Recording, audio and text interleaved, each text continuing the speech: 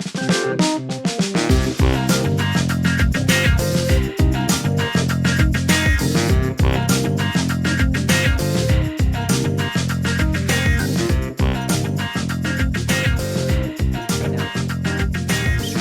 hey, everybody, we are back for episode 3 of the Clydesdale Chronicles with Coach Cheryl. Cheryl, how you doing? I'm doing great today, man. It's Sunday. It is. This will release on Thursday while we are together at the Rogue Invitational. So how excited are you for that? Dude, I'm so stoked. It's so weird because yesterday I was at a competition and you forget how fun it is to spectate when you're always a competitor. And so I know yesterday I was watching a lot of small scale athletes, but it doesn't matter whether they're at a local comp or the big stage, man. It is so fun. And I'm super stoked just to see, honestly, I'm really excited for the Legends division, to see Rich Froning doing individual again. I think everyone's excited for that. So yeah. Yeah, I had a couple friends do Festivus yesterday, and they were so stoked. So for one of them, it was their first ever competition, and now they want to do more. Yeah. They just had so much fun. I love those local comps, but yeah, I'm looking forward to, these are the best of the best in the world. It's like a mini CrossFit Games. Yeah. I feel like we're definitely going to have to do a little play-by-play this week. So yeah. And we'll probably go live on YouTube a little bit this week while we're there. And it's Kristen Holt's last event. It is Carrie Pierce's last event. No. Yeah. So crazy stuff, but we are not here. We have other podcasts that cover that stuff. But we are here for nutrition and how we got together. And our first episode was about how we met. The second episode was how we got started. And this episode is going to be kind of dialing it in. And so we talked last time that when I started with you, my focus was not about what I was eating, really. It was just tracking it all, logging it, so you could get an idea of what my nutrition looked like in the course of a day. And I focused on getting enough protein in during that time. So this week, we're going to talk about how did we take all that stuff that you learned when I logged all that information and what were you going to do? And I got to tell you, just from my perspective, the first meeting we had after, you went through my log and I was so nervous. I was like, what is she going to pick apart? What is she going to tell me I can't have? And that was the surprise after the meeting. It wasn't about what I can't have. It was, hey, maybe try this instead of that. Yeah. And so from your perspective, what goes through your mind after looking at that log for the week? Yeah, so I think the number one thing is that most people, when they're going into a nutrition journey in terms of losing weight, is they always operate by the power of subtraction. We're so in tune with what we shouldn't be doing that we don't think about what we should be doing. And so I know what I need to get that person to get less of. I also know what I need to get that person to get more of. And I think that by operating with the power of addition instead, and looking at it not from I'm taking something away, but I'm just changing something or shifting something or replacing something to make it feel more satisfying or obviously more nutrient dense, it's going to help that person not feel like it's a subtraction. I like to give the analogy of the kid. There's an old study called the marshmallow study, and I'm not going to get into the marshmallow study, but you might even know what it is. But they put these marshmallows in front of these kids, and they told these kids, you can't eat the marshmallows. If you wait 5 minutes, we'll give you 2. And the kids that were told, it was being who was going to be patient. So similarly, I don't want you guys to be taking so much stuff away. I want to give something first. And because as soon as we're here, we can't have something or we have to wait for it, we're going to want it even more. So once I kind of saw, one, your compliance with tracking your food, obviously I know there's a sense of fear around what is this person going to be thinking about what I'm eating. But I like to see that honesty. It shows that you honestly trust me as a coach. I can see what kind of foods you like. Because the other thing about this is, as I mentioned, the subtraction thing is I've been on both ends of the spectrum. I've been under eating, I've been overeating, I've done all of those things. And I've had to spend a lot of time working with many clients on how to make them feel satisfied, knowing what kind of foods they like. And so that was really why I like to start by looking at the types of foods that person eats so I can help them replace them with better choices. So that was my main mindset. And so I think that first week you actually set me at 3,000 calories a day. Yep.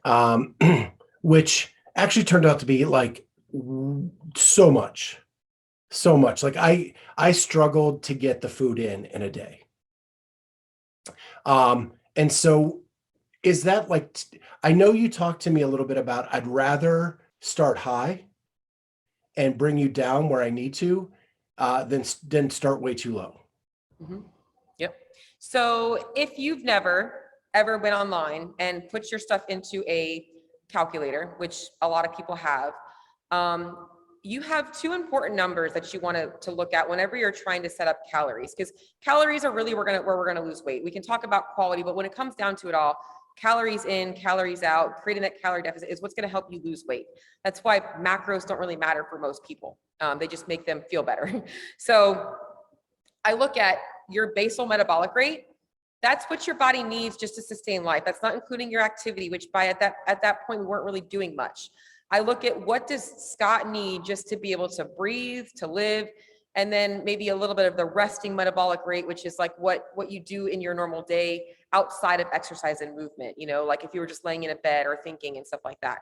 That's one number. And then you add in their total daily energy expenditure, which is, okay, now we add on top of it our activity levels, what we're doing throughout our day that's going to add to that. And when you have more weight on you, you require more energy. So if I run a mile without a vest on versus running a mile with a vest on, one is going to require a lot more effort. And so our body operates very similarly. And this is where people can run into a problem is if we just cut calories way down, we actually might not be as compliant as long-term because, our body's going to adapt to that very quickly and we're probably going to be really hungry. So I'd rather start a person higher and let them feel like, man, psychologically, I don't have to eat all this food, but it's there if I need it. It's once again going back to that scenario, like, no, you can have something, you don't want it as much. And I know that if I start you there, it's going to be a lot easier for me to see. In fact, if I start somebody there and they're losing weight, I'm not going to keep dropping their calories. Why would I make them operate on less when they're losing weight, eating more? More nourishment means your body's going to operate better. You're likely going to be able to move better. So that's kind of where I get those numbers from. Yeah, and what I also learned in that second week or after our talk was, I was trying to eat like I did before, right? Like I would get a mango or I would get a handful of almonds or and it wasn't balanced enough. Mhm. And you were like, well, try a rice cake with some Laughing Cow cheese and a Mhm. slice of turkey on it. Yep. And that way you're getting carb, fat, and protein all in one snack. And that really kind of changed the game for me. I think that is like, if there's one thing people can take away about, I know this, kind of where we're going into with this is where we start to dial things in, is that's the magic of macros right there, is you're getting everything in a combination so you're not missing anything. So that's exactly what I was trying to teach you, is it's not just one ingredient, it's multiple ingredients together. And your combinations didn't always make sense to me when you sent them to me, like the English muffin, cottage cheese, and sugar-free jam. Yeah, so good. And it turned out to be like so good. Yeah. It was like a sweet treat. Self-experimentation, I mean, I think people really you get people that are like, do you have any recipes? Are you going to cook it? Probably not. People need simple. We operate in a world where we are constantly moving. We don't have time to spend an hour cooking and prepping things. We need things that are going to taste good, that are going to help us nourish us, but also like satisfy us, So I know, there is a psychological component of nutrition. We should enjoy the food we're eating. It should taste good. It's just knowing that it doesn't have to be something that's so caloric to get that. People crave sweet, they crave salty, they often crave them together. English muffin, cottage cheese, a little sugar-free jam, sweet and salty together. But if you've never had that, you wouldn't know that you're going to get that satisfaction. So, right. Yeah. And so the other thing is we quickly went from 3,000 calories to 2,500 calories. Mm-hmm. And also we pretty much started with the 40, 30, 30 that people know from the zone or what CrossFit kind of teaches as the zone. And that, I'll give you a sneak peek to a future episode. that changed. It took a little bit of time, but it actually changed. And those ratios are not 40, 30, 30 for me anymore. And we went down some more calories, but we'll save that for a later episode. So it was, I think, a week in, you switched me from 3,000 to 2,500. And we kept that ratio pretty much the same. Yeah. And the main reason for that is, even though, and this is where like coaching is so different than that calculator that I talked about, is even though on paper, this paper that I calculate your numbers on says that you should be eating this much, and you likely could have eaten that much, I also take the person into consideration. Like, I look at your biofeedback. How you feeling? How's your energy? Like, all those basic questions. Are you actually hungry? You're like, Cheryl, I'm so full. Our goal is to feel like we're satisfied and to make results happen. Like, we want to lose weight, but we want to feel like we're not starving all the time. And that's my main goal of that. So when I start to see what that person's getting in on a regular basis, I'll make adjustments to that, because I know I'm going to talk to you in a week. And in a week from now, if you're like, okay, Cheryl, I'm starving now. Okay, great. Let's add a little bit more. It becomes, I like to think of being a nutrition coach kind of like being a chef. You're not a baker. There's not a recipe you follow where you have to have a teaspoon of baking soda and 1 egg and butter. And if you accidentally put in a little bit too much flour, now you've ruined the whole recipe.